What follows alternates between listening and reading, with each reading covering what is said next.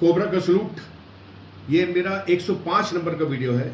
हमेशा की तरह with a very important, interesting and a hot burning subject. ये आज के दिन का बहुत ही इंपॉर्टेंट सब्जेक्ट है। पूरा दुनिया इसके इंतजार कर रही है जो क्या होने वाला है। ये वीडियो देखने के बाद अगर आपको मेरा वीडियो अच्छा लगे और अभी तक आपने सब्सक्राइब नहीं किया है तो ज़रूर सब्सक्राइब कीजिए, लाइक कीजिए, शेयर कीजिए। बिकॉज मैं जो आपको बताता हूँ बहुत रिसर्च करके, बहुत अध्ययन करके, लोगों से पूरा मेरी टीम बहुत हम स्टडी करते हैं, फिर हम आपको प्रोड्यूस करते हैं। आपको ऐसा परसेप्शन देते हैं, ऐसा पर्सपेक्टिव देते हैं कि आप सोचने पे मजबूर हो जाते हैं। ना आपने कहीं सुना होता है, ना किसी ने बताया होता है, ना कहीं टीवी में किसी जनरल साहब लोगों ने बोला होता है, जो बड़े एक्सपर्ट आके बोलते हैं। विषय पे आते हैं। आज का विषय है ट्रंप, जो प्रेसिडेंट ट्रंप का अल्टीमेटम, जो 48 घंटे का अल्टीमेटम है मंडे की शाम का, जब ईरान, इजराइल और जो इनकी लड़ाई हो रही है इसमें तबाही हो जाएगी। ये जो इवेंट होने वाला है ये बहुत भयंकर शेप लेगा, बहुत भयंकर इसका नतीजा होएगा और भारत को बहुत असर करेगा। ये आज इसको समझने के लिए मैं आपका ध्यान ले चलता हूँ। प्रधानमंत्री ने आज लोकसभा में एड्रेस किया, लोकसभा को और देश को संबोधित किया कि ये एक बहुत सीरियस हो रहा है। जो लड़ाई हो रही है बहुत बुरा टर्न ले रही है। हमारा पूरा गैस, हमारी LNG उधर ही से आती है, कतार से, उसी स्टेट ऑफ हरमुज से आती है जहाँ की जिसके लिए कि ट्रंप ने अल्टीमेटम दिया है। पूरा हमारा दारमोदार, पूरा हमारी जो ऊर्जा है वहीं से आती है। अगर वहाँ कुछ गड़बड़ हो गया, कोई ब्लॉक हो गया, कोई लड़ाई हो गई तो हो सकता है हमने भले तैयारी कर ली है कई महीने के लिए, मगर यहाँ भी प्रॉब्लम हो सकता है। और भारत के लोगों का DNA नस्ल ऐसी है कि टमाटर की अगर ₹1 प्राइस बढ़ जाए तो पूरी गवर्नमेंट गिरा दे, पूरे लोगों को गाली बके। और इतना जो अगर ये इसका नतीजा गैस मिलना बंद हो जाए और पेट्रोल की कीमत बढ़ जाए तो ये तो बवाल मचा देंगे। ये हमारे कोई हिंदू, मुस्लिम, क्रिश्चियन उससे नहीं मैटर करता है कौन सी जाति के हैं। भारतीयों की नस्ल ही बहुत कमज़ोर है। यहाँ का क्या खान पान है, हम लोग छोटी छोटी तकलीफ़ों में रोने लग जाते हैं और तबाही करने लग जाते हैं। और वहीं ईरान और इजराइल की नस्ल देखो, ये जो हो रहा है, जो अल्टीमेटम दिया है ईरान ने, ट्रंप ने, वो उस इलाके की तो तबाही हो जाएगी। मगर इनकी नस्ल देखो, जो इजराइलीज़ हैं, जूज़ हैं, जो उस इलाके की, वो ऐसे नस्ल के, ऐसे ज़मीन के, ऐसा पानी पीते हैं, सब्जी खाते हैं कि वो गिव अप करने वाले नहीं हैं। वो 4000 साल से अपने इस लैंड के लिए लड़ रहे हैं, पैलेस्टाइन लैंड के लिए बहुत मुद्दत से वो लड़ रहे हैं उसको, वो लैंड को छोड़ने नहीं वाले। जो पर्शियन, जो ईरानियंस हैं, वो पर्शिया के थे, जो राष्ट्रीय थे, वो जो पारसी थे, वो जो भी थे, उनसे जात से फिर मतलब नहीं है। वो वहाँ का DNA, वहाँ की जो मुश्किल ज़िंदगी है, जो वहाँ का रेगिस्तान है, वहाँ की जो पहाड़ियाँ हैं, वो भी गिव अप करने वाले नहीं हैं। ये 1501 में ये पूरे मुस्लिम बन गए थे, कन्वर्ट हो गए थे over a period of time. और ये पहले सुन्नी मुस्लिम बने थे, अब ये शिया हैं पूरे मुस्लिम। इसको बीच में पहलवी डायनेस्टी ने उसने रूल किया था उसमें, वो अमेरिका से मिला हुआ था। मगर 1979 से ये जो मुल्ला फौज वहाँ रूल कर रही है आज तक, वहाँ उसमें ईरान में।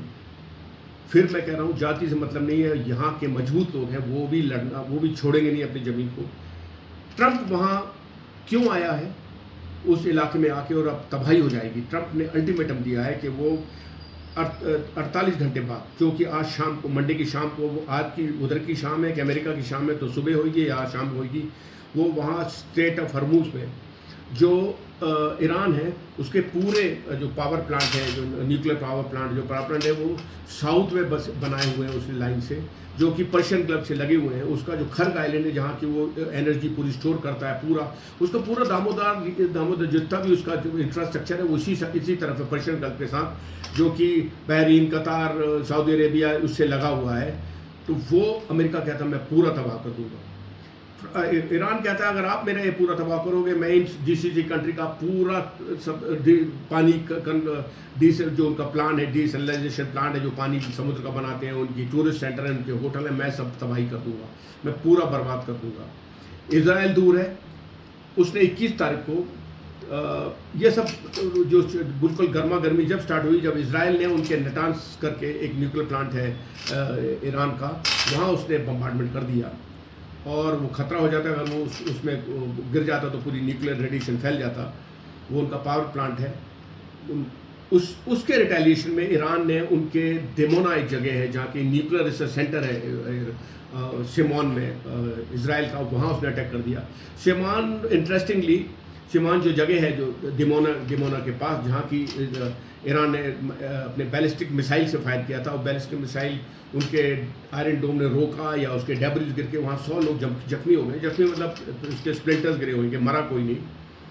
शिमोना जो गांव है वो पूरा इंडियन जूस का गांव है। उस इलाके में रेगिस्तान है, पहाड़ी है पूरी, उस पूरा इंडियन विलेज का गांव है। पूरे जो इंडिया से जूस महाराष्ट्र से जो साउथ से गए हुए थे वहाँ वो बसते हैं सिमोन। वो डायमंड मर्चेंट हैं, डायमंड एक्सपर्ट्स हैं, और वो दिवाली मनाते हैं, वो ओनम मनाते हैं, वो पूरे हमारे देवी देवताओं की पूजा करते हैं। वो वहाँ बसे हुए हैं उसी जगह के बाद। Interesting, I mean I am just telling you कि वो पूरा इंडियन मुस्लिम्स हैं, इंडियन जूस हैं, इंडियन इधर जब हिंदू बन के रहते हैं जो भी, उनको वो ले गए वहाँ, माइग्रेट हुए, 10,000 कम से कम वहाँ रह रहे हैं। इसने ये जो कॉन्फ्लिक्ट हुई, उसने डरना में फायर किया, उसने डिमोना में फायर किया। This has triggered a warning by and जो उसने स्टेट ऑफ हरमुज को ब्लॉक कर रखा है ईरान ने। वो कहता है जो भी यॉन में पैसा देगा ऑयल का उसको मैं जाने दूंगा, जिसने डॉलर में बिजनेस किया उसको नहीं जाने दूंगा। इंडियन को वो जाने देता है क्योंकि इंडिया के साथ, इंडिया का अच्छा दोस्त है, मोदी का अच्छा दोस्त है ईरान। ऐसे कोई खास इंडिया और ईरान की दुश्मनी नहीं है, बहुत अच्छे दोस्त हैं। ईरान ने इंडिया को चाबार पोर्ट वहाँ बनाने दिया है। इंडिया का बहुत बड़ा पोर्ट, अडानी उसको रन करते थे वो पोर्ट से।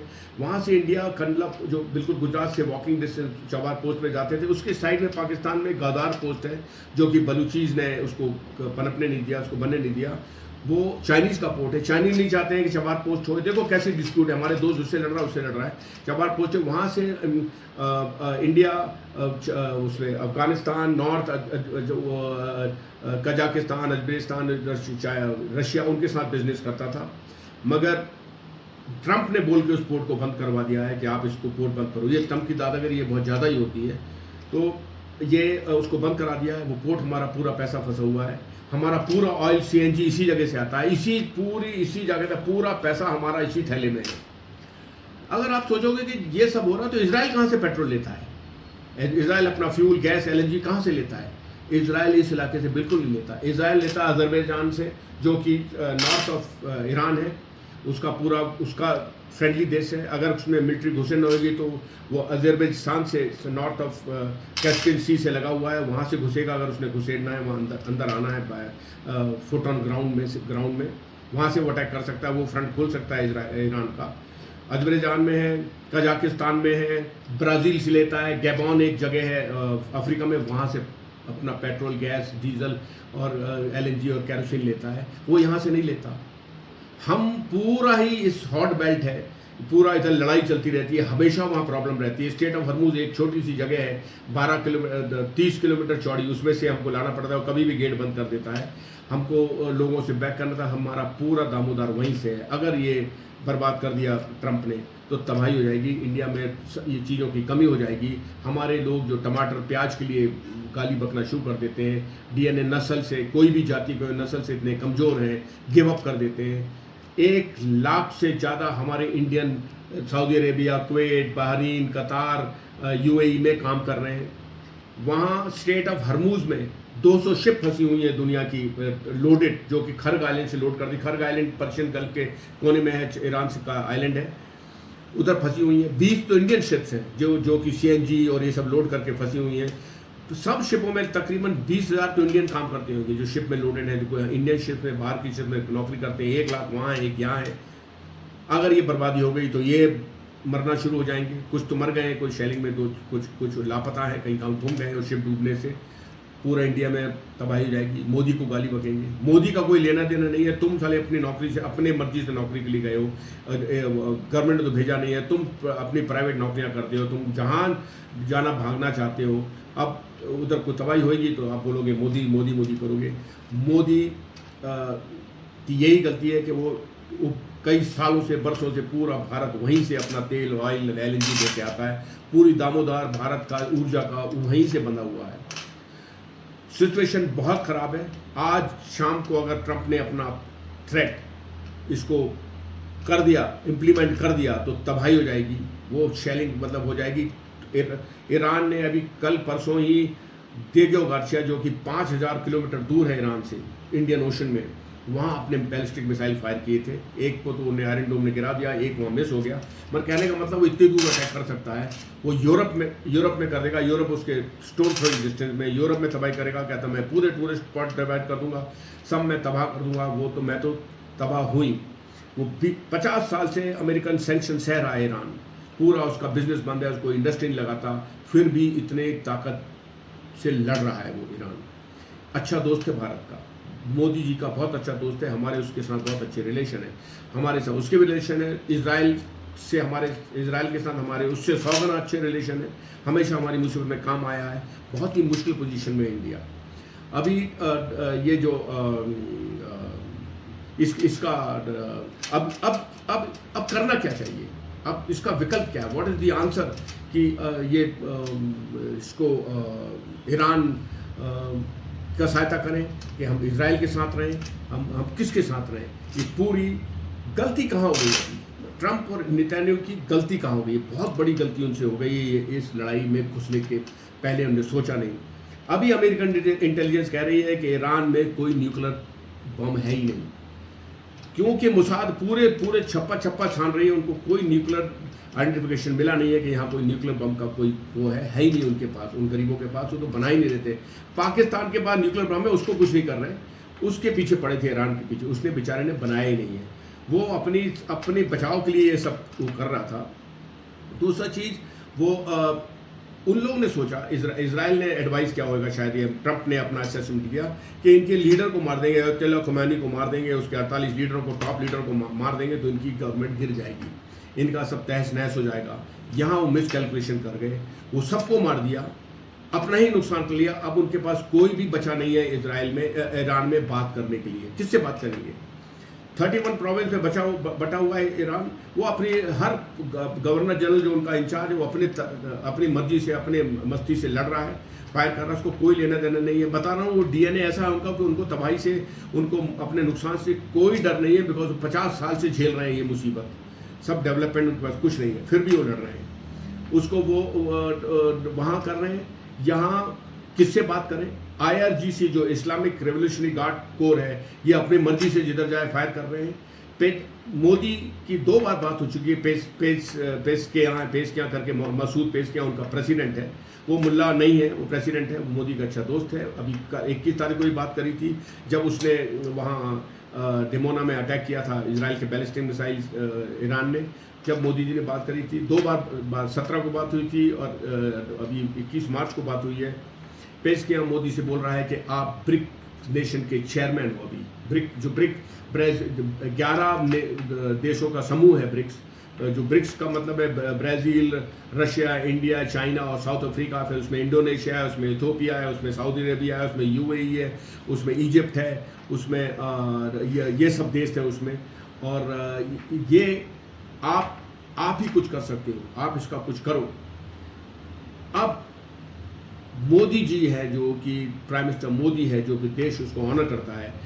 मतलब आप सरप्राइज हो गए कि जो यूएनओ का जो सिक्योरिटी काउंसिल है उसमें जो मेंबर हैं, उनकी इतनी नहीं चलती दुनिया में कि मोदी जी की चलती है। तो अब मोदी को आज शाम को, ये मेरी सलाह है, मोदी से रिक्वेस्ट है, निवेदन है कि आप भारत के भले के लिए और उस इलाके के भले के लिए आज शाम को आप ब्रिक चेयरमैन हो, आप ब्रिक नेशन की मीटिंग बुलाओ। और वो मीटिंग बुलाओ ईरान के तेहरान में, या सऊदी अरेबिया में, या UAE में, या इजिप्ट में, या इथोपिया नज़दीक है वहाँ, बिल्कुल उसके पास ही है इथोपिया, हॉर्न ऑफ अफ्रीका में जो उसके नज़दीकी है, अरेबियंस में। आप इसमें मीटिंग बुलाओ, अमेरिका को बोलो कि कृपा करके आप दूर रहो, अभी हमको मौका दो सेटल करने के लिए। इजराइल से बोलो, इजराइल मोदी की सुनता है कि ये लड़ाई रोक दो, आप इस तबाही में कोई फ़ायदा नहीं है। अब इजराइल से अपने प्राइवेट में बोलो कि आप ग्रेटर जू नेशन के लिए आप रास्ता ढूंढ रहे हो, जैसे हम ग्रेटर इंडिया बनाने की ढूंढ रहे हैं। आप इजराइल को, लेबनान, सीरिया, जॉर्डन, उनको आप अपने तरफ से लड़ते रहो। इजराइल अभी ईरान को छोड़ दो आप। ईरान बहुत, पूरी दुनिया का बहुत कुछ वहाँ स्टेट में है, वहाँ से स्टेट और मुँह से पूरी दुनिया की ऊर्जा आती है, लाखों के हजारों मैट्रिक टन, लाखों टन में उधर से डीजल जाता है, लोगों का चलता है, सब कुछ तबाह हो जाएगा। पूरी दुनिया की अर्थव्यवस्था खराब हो जाएगी, पूरा इकोनॉमी डामाडोल हो जाएगी, उसको रिकवर करना बहुत मुश्किल हो जाएगा। भारत का बहुत नुकसान हो जाएगा, क्योंकि भारत एकदम 4 से तीसरी इकोनॉमी बनने की सोच रहा है। ये सब में उसमें एक ब्रेक लग जाएगा। हमारे ऑपोजिशन पार्टी वैसे ही मोदी को खा जाएंगी, वो तो रास्ता ढूंढ रही है। उन्होंने ज़िंदगी में कुछ नहीं किया हमारी ऑपोजिशन पार्टी ने, कांग्रेस, जेबी, टीबीसी, वो जो एसपी जो भी हैं, इनने कुछ भी नहीं किया तबाही के अलावा। तो ये और नहीं होने देंगी, लोगों को भड़काएंगी, और लोग हमारे डीएनए, चाहे मुस्लिम हो, चाहे हिंदू हो, चाहे क्रिश्चियन हो, चाहे सरदार हो, चाहे जैन हो, इतना कमज़ोर, इतने डरपोक, इतने रोते हुए लोग हैं कि ये रोने लग जाएंगे, गाली बकने लग जाएंगे, भागने लग जाएंगे, और ये पूरी जो डेवलपमेंट किया है सबकी ऐसी तैसी कर देंगे ये लोग। आज शाम बहुत इंपॉर्टेंट है, पूरा दुनिया मोदी की तरफ देख रही है, मेरे को लग रहा है मोदी की तरफ देख रही है। तो ईरान देख रहा है, ईरान मोदी जी से रिक्वेस्ट कर रहा है कि आप इसको करो। ये मेरी सलाह है, ये मैंने दिया है कि आप ईरान में ही, तेहरान में ही मीटिंग करो, तेहरान में बुला के इन सब देशों को बुलाओ, चाइना को बुलाओ, रशिया को बुलाओ। इस लड़ाई में चाइना का, रशिया का कोई नुकसान नहीं है, अमेरिका का कोई नुकसान नहीं है, इजराइल तो तबाह करेगा, इजराइल की पूरी ऊर्जा चलती रहेगी। मोस्ट टेक्निकली एडवांस देश है इजराइल ना, वो फर्स्ट सेकंड थर्ड इकोनॉमिक अर्थव्यवस्था के लिए नहीं लड़ रहा है, वो इतना एडवांस है कि दुनिया की अर्थव्यवस्था को बर्बाद कर सकता है, इतना एडवांस है वो, ऐसा देश है। उसको ये बैंक बैलेंस बनाने की जरूरत नहीं दिख रही है। तो आपका सब कुछ ताल हो जाएगा। आज शाम is very important, please call शाम होने से पहले, 48 घंटे से पहले ट्रंप को बोल के, मोदी ही कर सकता है, इस दुनिया का जादू मोदी है, उसी के हाथ में ये ताकत है, उसकी दुनिया सुनती है। तेहरान में ही मीटिंग बुलाओ ब्रिक्स नेशन की, सबको, रशिया सबको बुलाओ, लड़ाई रोको, इसका समाधान करो। अमेरिका से बोलो कि आप, निवेदन है, आप इस इलाके से निकलो, आपका कोई लेना देना नहीं है। आप सबको बोलते घूम रहे हो कि मैंने पाकिस्तान और इंडिया की लड़ाई रुकवाई, उसकी थाईलैंड और कंबोडिया और थाईलैंड की लड़ाई रुकवाई, अब हम आपकी लड़ाई रुकवा रहे हैं, आप यहाँ से निकलो, हमारी बात सुन लो, नहीं तो आप तबाह हो जाओगे। अगर चाइना ने ताइवान पे अटैक कर दिया, आपके पास समय नहीं रहेगा, एमुनिशन रहेगा उसके साथ लड़ने के लिए, आप इधर से निकलो। ताबार पोस्ट को हमको ऑपरेट करने दो, हमारे पर ये सैंक्शन जो लगा रखा है कि रशिया, चाइना, ईरान से मत लो, यही समय है उससे रिटर्न लो कि हम ईरान से तेल लेंगे, हम चाबार पोस्ट रन करेंगे, बिकॉज ये किसी ईरान के लिए नहीं है, हम उधर के बिजनेस के लिए, जैसे आप बिजनेस कर रहे हो, ये कमिटमेंट उससे लो, यही मौका है, ये लास्ट डे है। तो अगर रात को उसने अपना इम्प्लीमेंट कर दिया तो एंड है, पूरा तबाही हो जाएगी। This war can take a very dangerous turn. Cobra का सल्यूट।